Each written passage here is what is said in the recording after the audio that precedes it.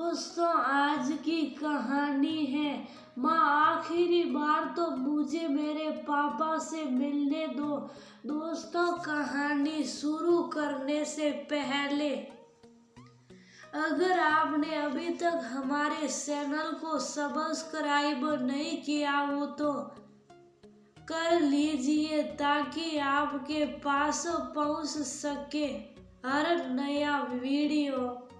माँ, तुमने आज तक मुझसे जो भी कहा करती चली आई।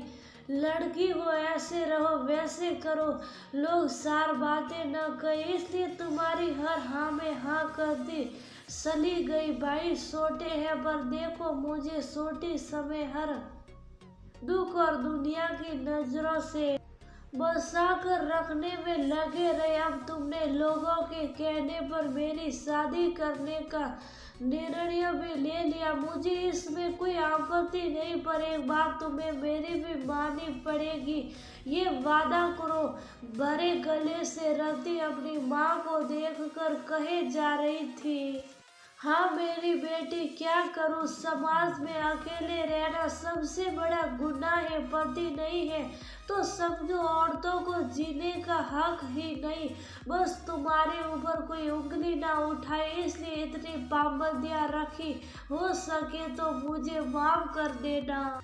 माँ, सुमन ने रति से कहा, माफी मत मांगो माँ, जो भी क्या होगा मेरे भले का ही सोच कर कहकर रति माँ के पास से जाने लगी। बेटा सुन, कल लड़के वाले आने वाले हैं, तू तैयार तो है ना शादी के लिए? सुमन ने रति से पूछा। कहा ना माँ, जो तुम सबकी मर्जी, बस जिस दिन मैं जो कुछ मांगू वो जरूर पूरी कर देना। कहकर रति कमरे से निकल गई। जाने क्या मन में चल रहा है इसके। देख रहे हैं आप, मैं क्या करूं, आप ही बताइए। आप साथ होते तो कोई कुछ नहीं कहता, पर आपके बिना आपकी लाडली की परवरिश आसान नहीं थी जी। लड़के तो जैसे सही रह लेते, पर लड़की को बहुत बसा कर रखा है, कोई आस नहीं आने दी आज तक। अब बस कल लड़के वालों को हमारी बेटियां पसंद आ जाए, फिर आपके मन मुताबिक ब्याह भी कर दूंगी। बस आप साथ रहना। सुमन पति को देखते हुए बोली। अपनी तरफ से सुमन ने लड़के वालों के भगत में कोई कमी न रखी। तरुण के साथ साथ उसके माता पिता को भी रति भाग गई। तुम दोनों को आपस में कोई बात करनी है तो कर लो। दोनों की माँ ने अपने बच्चों से कहा, मुझे कोई बात नहीं करनी, आप मुझसे कुछ पूछना चाहते तो पूछ सकते हैं।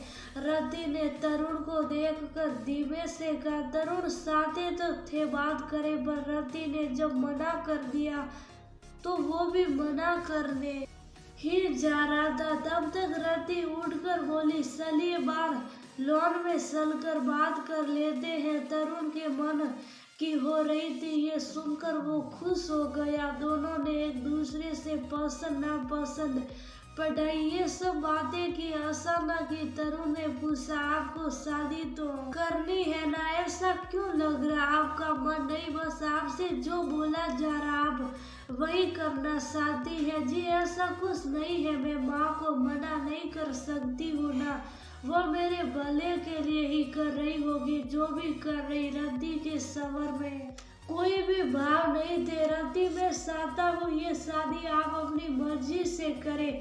अगर आपको मैं पसंद नहीं आ रहा तो मना कर सकती है, मैं उन्हें समझा दूंगा। मैं चाहता हूँ मेरी होने वाली पत्नी को उसके मन से अपनाऊं, ना कि अपने मन से। अपनी पसंद का वो सब कर सकती है जो आप चाहती है। तरुण ने बहुत ही अपना तब से रति से कहा। रति उसकी बात सुनकर सोचने लगी, तरुण जैसा ही जीवन साथी तो वो साथी थी जो उसको समझे।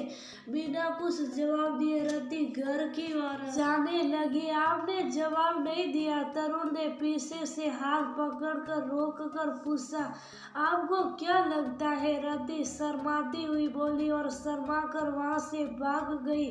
दोनों की शादी तय हो गई। शादी वाले दिन लाल लहंगे में सजी रति गजब की खूबसूरत लग रही थी, पर रति आज कहीं खोई हुई सी थी। तभी माँ को कमरे में आई। आजा, तुझे वो तेरा पसंदीदा हार पहना दूं जो बड़े जतन से बचपन में पहनकर पापा को दिखाकर इठलाती रहती थी, पर माँ वो तो तुम्हारे थे ना।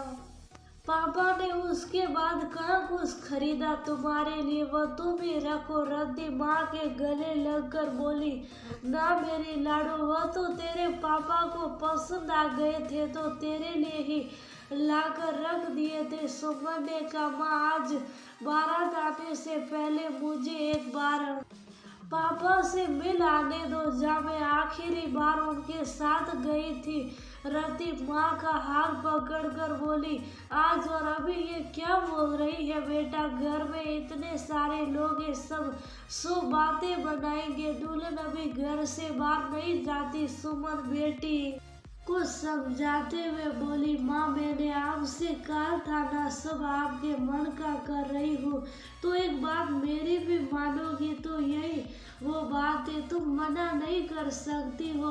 पापा से ही मिलना है जाने से पहले। रति की पीड़ा उसकी बातों में देख माँ मना नहीं कर पाई। भाई के साथ रति दुल्हन बनकर पापा से मिलने पहुंची।